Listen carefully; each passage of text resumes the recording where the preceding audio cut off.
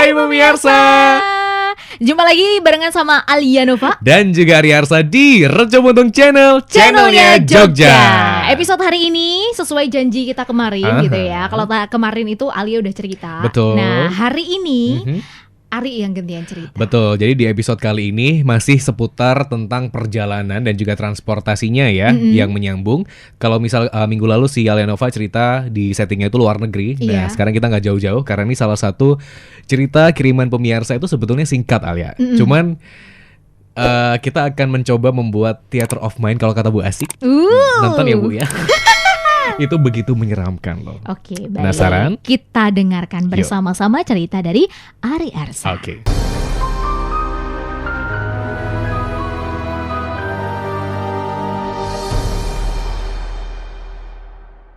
Jadi Alia dan juga pemirsa semuanya, minggu lalu kita tuh menerima salah satu email dari pemirsa yang dia itu terinspirasi ingin menceritakan kisahnya ke kita gitu. Dan setelah kemarin kita screening beberapa kisah via email yang sudah dikirimin sama pemirsa, akhirnya kita memilih kisah yang ini karena sesuai dengan tema kita, yaitu perjalanan. Kalau tadi di video minggu lalu ya, Alia cerita bahwa settingnya adalah ketika perjalanan liburan. Betul. Nah, di sini juga sama. Ini dalam rangka libur Lebaran. Jadi ada sebuah keluarga yang berdomisili itu di Jawa Timur. Ini juga dia minta untuk disensor kotanya. Cuman perjalanan ini dilakukan dari satu kota di Jawa Timur menuju ke kota lain juga di provinsi yang sama.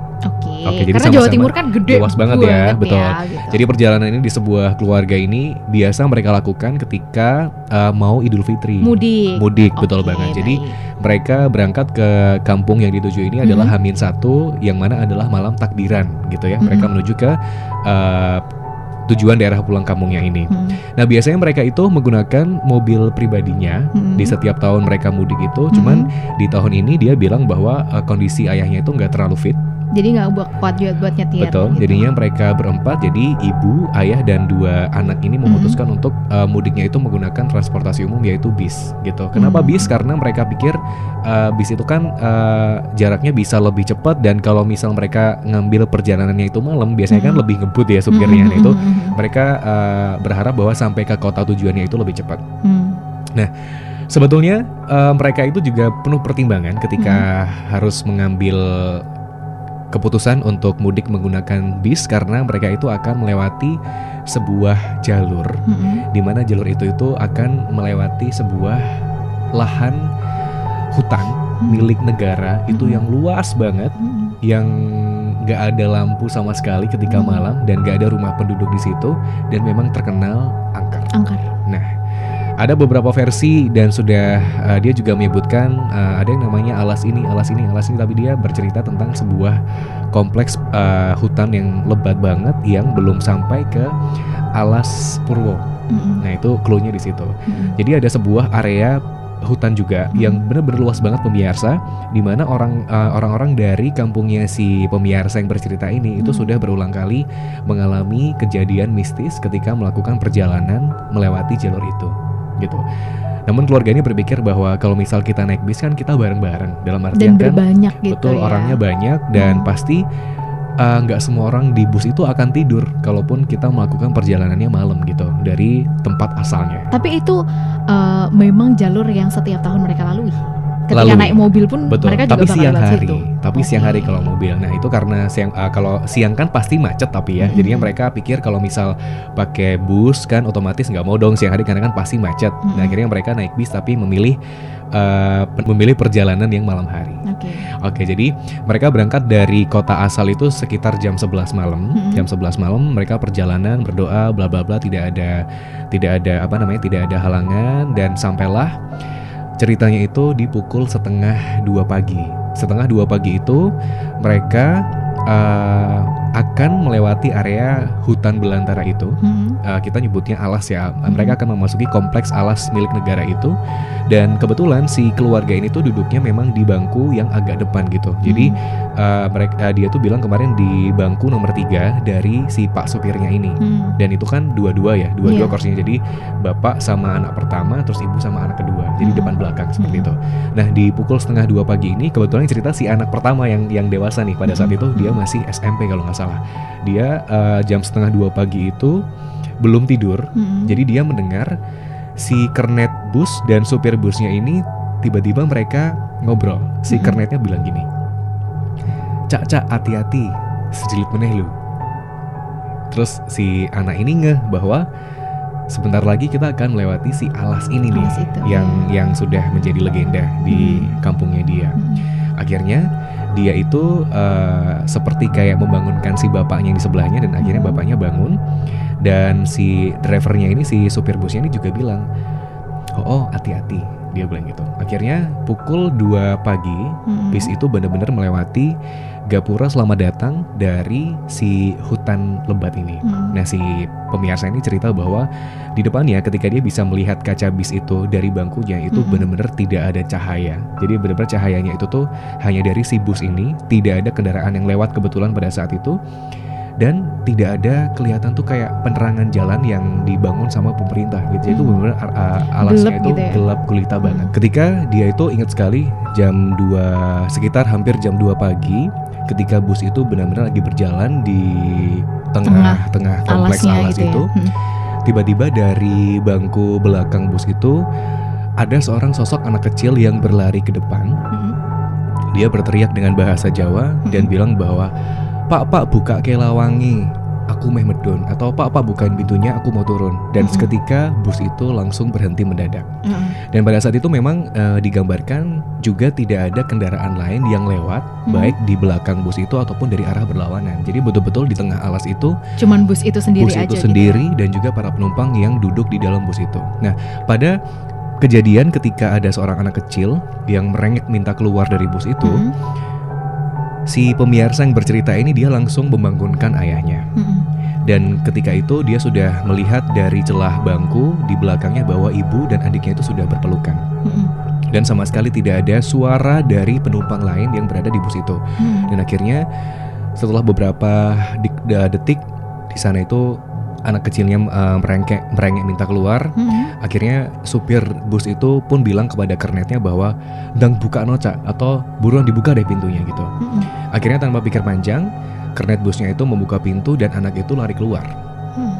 Tapi ketika setelah membuka pintu, kernet dan juga supir busnya itu sama-sama melihat ke arah anak kecil itu berjalan. Jadi dia bilang bahwa "Aku meh mandek neng kene, soalnya aku wis dipethuk ro wong tuaku." Jadi ketika bus itu melintas di sebuah jalan, itu memang di sebelah kiri dari bus itu si pemirsa yang bercerita ini memang dia bisa melihat jalan yang di ujung jalannya itu tuh memang ada sinar, entah itu lampu atau sinar apa, tapi memang warnanya kuning pada kayak saat jalan itu. Setapak gitu. Betul, jalan setapak. Jadi memang kelihatan bahwa ada sebuah trek yang sering dilewatin. Jadi ada bekasnya seperti itu. Nah dia pada saat itu memberanikan diri untuk melihat ke arah jendela sebelah kirinya dia, dan dia memang melihat jalan itu, dan dia memang melihat sosok anak kecil itu berkeluar dan berjalan. Lantas si supir busnya ini bilang, "Kui mau anaknya sopo cak? Lah kok orang nganggo sendal?" Dia bilang gitu. Wah, kui jangan-jangan didemit. Si keneknya bilang seperti itu. Akhirnya supir pun menyuruh keneknya ini untuk menutup pintu. Dan seketika itu bis tidak langsung berjalan pada cerita yang dikirimkan itu. Jadi mereka, para penumpang di bus itu juga merasa terheran gitu. Kenapa tiba-tiba ada penumpang anak kecil yang berlari dari dalam bis bagian belakang ke depan, dan dia itu minta keluar pada saat itu. Dan pada saat itu bukan hanya saksi matanya, bukan hanya si pemirsa yang mengirimkan cerita ini, tapi seluruh penumpang ada di bis itu. Betul, itu benar-benar mendengar, betul-betul melihat sosok anak kecil itu. Dan ketika kita mereka itu masih terpaku untuk melihat sosok anak kecil itu berjalan, tiba-tiba ada seorang penumpang ibu-ibu di belakang yang bilang, "Ayo ndang melaku, view to uang," dia bilang gitu. Akhirnya supir dan kernet pun tersadar dan bus pun berjalan begitu. Selama perjalanan itu menuju ke jam sholat subuh, itu bus juga masih terasa mencekam karena semuanya membaca doa dengan keyakinan masing-masing. Dan kernet pun sibuk menelpon kantor pada saat di terminal keberangkatan, apakah memang ada penumpang anak kecil yang ikut.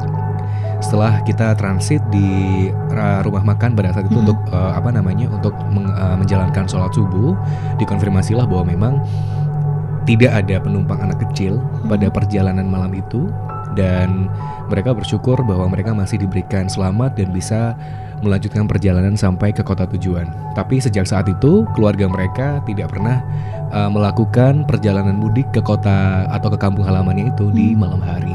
Oke. Itu sih. Jadi tiba-tiba bayangin di sebuah bis ada anak kecil minta keluar dan anak kecilnya itu lari dari belakang dan nunjuk aku di wong tuaku ning kono gitu. Dan sampai saat ini pun dia juga nggak tahu apakah itu memang sosok manusia atau tidak. Tapi ketika kita logika, memang dari terminal awal pun tidak ada daftar penumpang anak kecil itu gitu loh. Walaupun mereka melihat bahwa anak kecil itu tuh berlari dari dan itu napak, maksudnya kakinya tuh napak di bawah gitu. Iya.